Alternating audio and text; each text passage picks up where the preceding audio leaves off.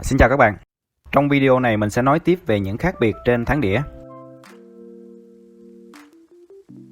Số bít tông trên heo thắng. Thắng bình thường có một bít tông hoặc hai và được bố trí một bên.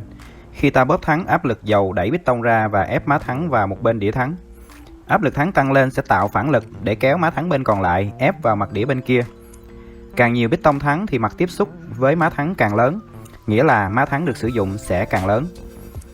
Mặt tiếp xúc của má thắng và đĩa lớn thì má thắng càng lâu mòn và sự cảm nhận lực thắng gia tăng của người lái sẽ rõ hơn. Tuy nhiên, lý do mà hiện nay nhiều xe phổ thông được trang bị heo thắng một bít tông là sự tiện lợi trong quá trình bảo dưỡng thay thế. Heo thắng hai bít tông khó bảo dưỡng hơn và cũng dễ gặp tình trạng một trong hai bít tông bị cản trở do bụi bẩn lâu ngày, làm cho bố thắng mòn không đều.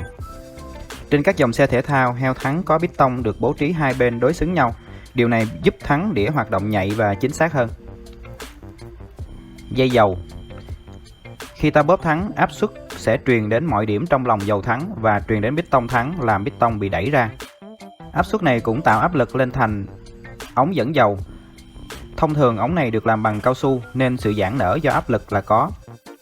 Dây dầu bị giãn nở làm cho sự truyền áp suất thắng xuống má thắng bị giảm, từ đó làm giảm hiệu suất thắng.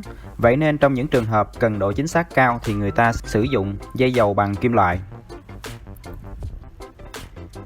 Thắng đĩa đơn và kép. Khi thắng xe thì thắng trước sẽ phải gánh áp lực lớn hơn thắng sau, và sự chênh lệch áp lực này sẽ càng lớn khi chúng ta thắng gấp. Chính vì vậy mà thắng trước được ưu tiên thiết kế đĩa lớn hơn. Trong một số trường hợp, người ta gắn hai bộ thắng đĩa vào hai bên bánh xe trước. Hai bộ này sẽ nhận áp lực dầu từ cùng một tay thắng. Khi bóp thắng thì hai heo thắng hai bên hoạt động cùng lúc với cùng một lực thắng. Bộ thắng đĩa kép này giúp cho tay lái vững vàng và cân bằng hơn khi thắng gấp. Nhưng tác dụng chính là sự phân chia nhiệt lượng nhận được do động năng của xe chuyển thành, giảm thiểu khả năng mất thắng do đĩa thắng quá nóng.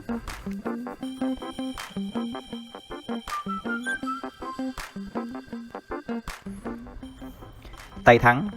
Tay thắng đóng vai trò như một đòn bẩy để tạo áp lực lớn lên bít tông ở bên thắng. Khi ta bóp thắng, khoảng cách từ vị trí ta tiếp xúc tay thắng đến trục của tay thắng lớn hơn so với khoảng cách từ điểm tay thắng tiếp xúc với bít tông ben thắng đến trục. Vậy nên lực tác dụng lên bít tông ben thắng sẽ lớn hơn lực bóp tay thắng của ta vài lần. Trên một số tay thắng độ mở của tay thắng có thể được điều chỉnh để phù hợp với cỡ bàn tay to nhỏ khác nhau. Một khớp ngang sẽ giúp tay thắng không bị gãy khi xe ngã. Vậy với những khác biệt được nêu ở hai phần video vừa rồi cũng như tác dụng của những điều này, câu hỏi đặt ra là khi nào thì ta cần độ lại thắng đĩa cho xe của mình. Rõ ràng nếu xe của bạn làm việc ở điều kiện khắc nghiệt thì việc bạn đầu tư một bộ thắng đĩa tốt là điều rất cần thiết. Còn với điều kiện sử dụng bình thường thì nhà sản xuất đã tính toán để thắng đĩa nguyên bản theo xe hoạt động đủ an toàn. Cảm ơn các bạn đã theo dõi. Thân ái chào tạm biệt.